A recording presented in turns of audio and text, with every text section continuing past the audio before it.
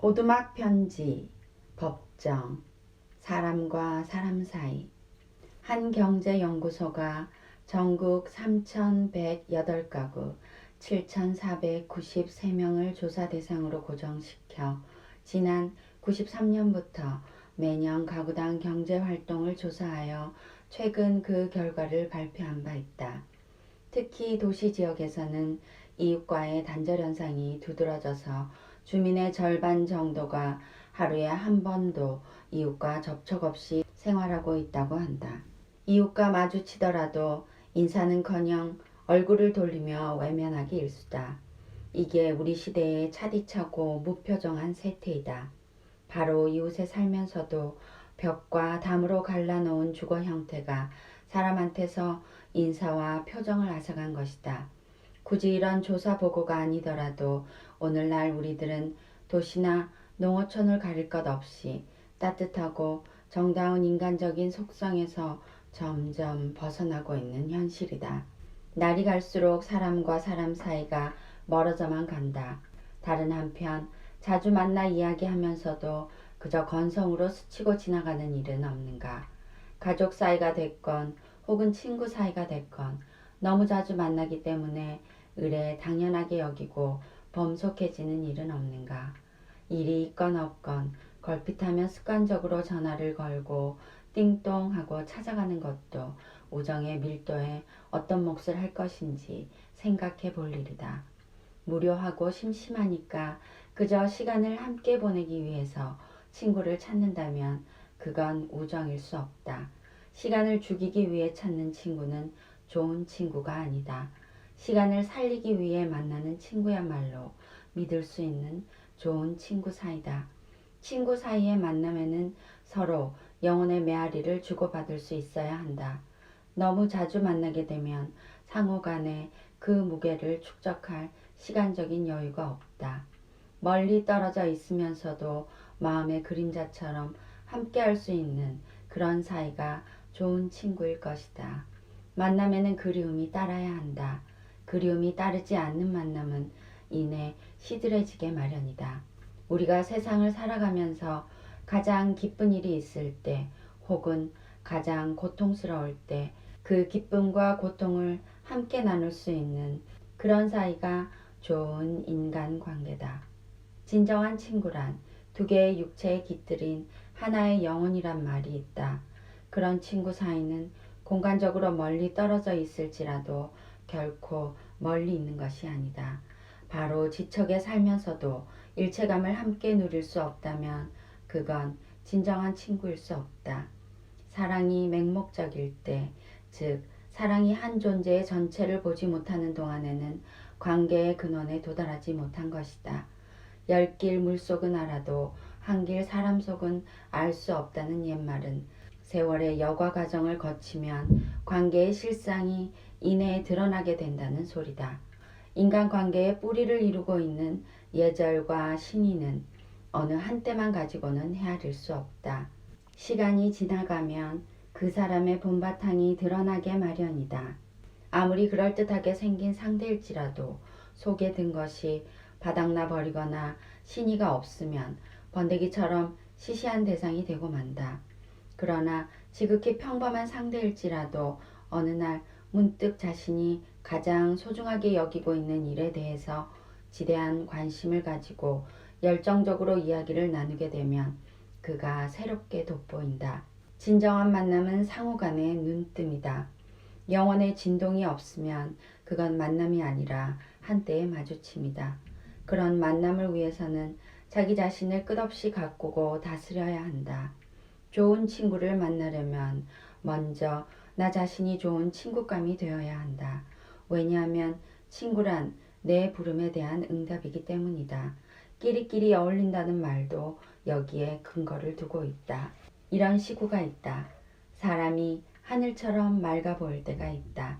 그때 나는 그 사람에게서 하늘 냄새를 맡는다. 사람한테서 하늘 냄새를 맡아본 적이 있는가?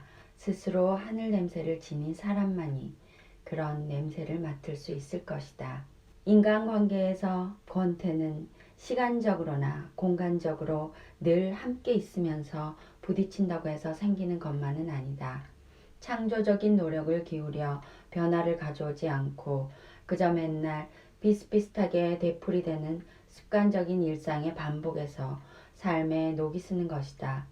아름다움을 드러내기 위해 가꾸고 다듬는 일도 무시될 수 없지만 자신의 삶에 녹이 슬지 않도록 늘 깨어 있으면서 안으로 헤아리고 높이는 일에 보다 근본적인 노력이 뒤따라야 한다. 생각과 영혼의 공감대가 없으면 인간관계가 투명하고 살뜰해질 수 없다. 따라서 공통적인 지적 관심사가 전제되어야 한다. 모처럼 친구끼리 만나서 이야기를 나누면서도 공통적인 지적 관심사가 없기 때문에 만남 자체가 빛을 잃는 일이 얼마나 많은가. 끊임없이 탐구하는 사람만이 지적 관심사를 지닐 수 있다. 사람은 저마다 따로따로 자기 세계를 가꾸면서도 공유하는 만남이 있어야 한다. 칼릴 지브란의 표현을 빌리자면 한 가락에 떨면서도 따로따로 떨어져 있는 검은고 줄처럼 그런 거리를 유지해야 한다. 검은고 줄은 서로 떨어져 있기 때문에 울리는 것이지 함께 붙어 있으면 소리를 낼 수 없다. 공유하는 영역이 넓지 않을수록 깊고 진하고 두터워진다. 공유하는 영역이 너무 넓으면 다시 범속에 떨어진다. 행복은 더 말할 것도 없이 절제에 뿌리를 두고 있다. 생각이나 행동에 있어서 지나친 것은 행복을 침식한다. 사람끼리 만나는 일에도 이런 절제가 있어야 한다. 행복이란 말 자체가 사랑이란 표현처럼 범석으로 전락된 세태이지만 그렇다 하더라도 행복이란 가슴속에 사랑을 채움으로써 오는 것이고 신뢰와 희망으로부터 오고 따뜻한 마음을 나누는 데서 움이 튼다. 그러니 따뜻한 마음이 고였을 때, 그리움이 가득 넘치려고 할 때, 영혼의 향기가 배어 있을 때 친구도 만나야 한다. 습관적으로 만나면 우정도 행복도 쌓이지 않는다. 혹시 이런 경험은 없는가? 텃밭에서 이슬이 내려앉은 애호박을 보았을 때 친구한테 따서 보내주고 싶은 그런 생각 말이다.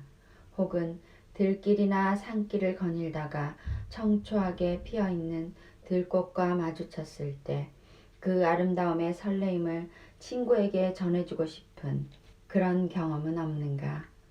이런 마음을 지닌 사람은 멀리 떨어져 있어도 영혼의 그림자처럼 함께할 수 있어 좋은 친구일 것이다. 좋은 친구는 인생에서 가장 큰 보배이다. 친구를 통해서 삶의 바탕을 가꾸라. 등잔에 기름을 채우고 허균이 엮은 한정록에는 왕휘지에 대한 일화가 몇 가지 실려 있다. 중국 동진 때의 서예가로 그는 저 유명한 왕이지의 5째 아들이다. 그는 산음에서 살았다.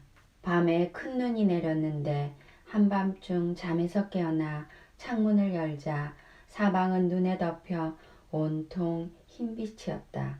그는 일어나서 뜰을 거닐며 좌사에 초은 실을 외다가 갑자기 한 친구 생각이 났다. 이때 그 친구는 멀리 섬계라는 곳에 살았는데 서둘러 작은 배를 타고 밤새 저어가서 날이 샐 무렵 친구 집 문전에 당도했다. 그러나 그는 무슨 생각에선지 친구를 부르지 않고 그 길로 돌아서고 말았다. 어떤 사람이 이상하게 여기고 그 까닭을 묻자 그는 이렇게 대답했다. 내가 흥이 나서 친구를 찾아왔다가 흥이 다해 돌아가는데 어찌 꼭 친구를 만나야만 하겠는가. 흥이란 즐겁고 좋아서 저절로 일어나는 감정이다. 그렇기 때문에 흥은 합리적이고 이해 타산적인 득실이 아니다. 그때 그곳에서 문득 일어나는 순수한 감정이 소중할 따름이다. 매사를 합리적으로만 생각하고 손익계산을 따지는 요즘 사람들은 눈이 내리는 날 밤을 새워 친구를 찾아 나선 그 흥겨운 기분과 마음을 삶의 향기로운 운치로 받아들일 수 있을까? 그때 만약 친구 집 문을 두드려 친구와 마주하고 담소를 나누며 아침을 얻어먹고 돌아왔다면 그 그 흥은 많이 줄어들고 말았을 것이다.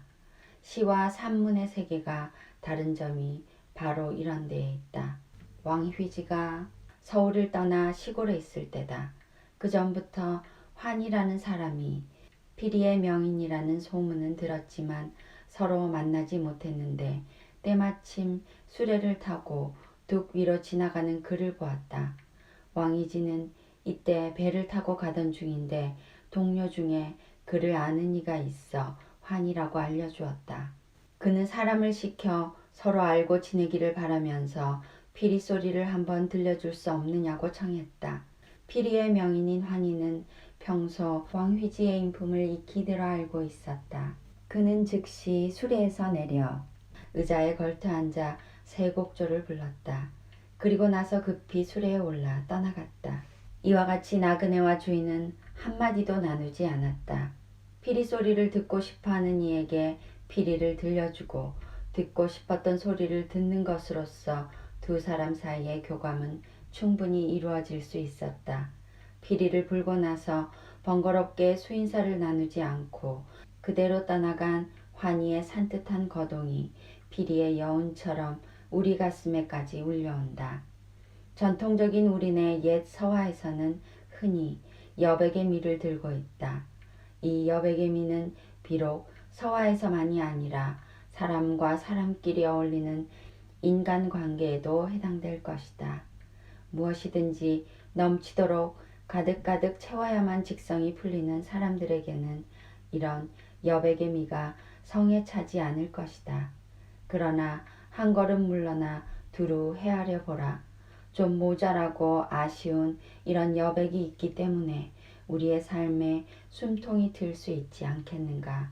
친구를 만나더라도 종일 치대고 나면 만남의 신선한 기분은 어디론지 새어나가고 서로에게 피곤과 시들함만 남게 될 것이다.